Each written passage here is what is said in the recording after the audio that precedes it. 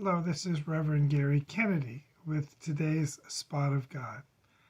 There's an interesting story in the Bible in Acts chapter 5. It talks about the apostles out preaching, and the high priest and the Sadducees wanted to put an end to their preaching.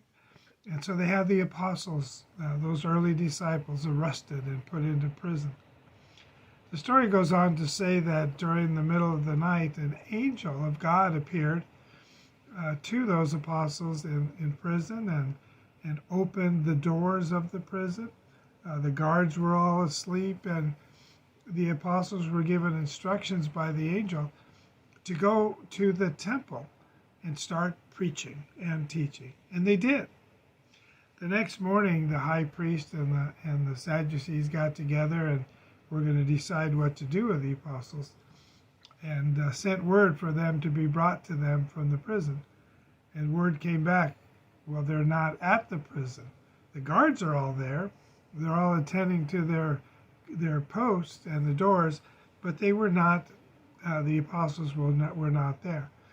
And then one of the keepers of the temple comes running into the court to the council of the high priest and said, the apostles are in the temple and they're preaching and teaching there. So the high priest and the Sadducees immediately sent for the apostles and brought them before them and said this, how dare you preach? We gave you strict instructions not to teach and preach your message, which is contrary to ours. And the apostles said this, well, an angel let us out, told us to go preach.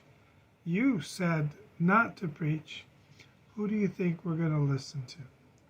My thought for you today is all of us in the course of our life have different influences on us, how to use our time, how to approach life. Remember, God has a plan for us. God calls us to certain actions, behaviors, and certain participation in the church. Let us with joyful hearts do what God would have us to do.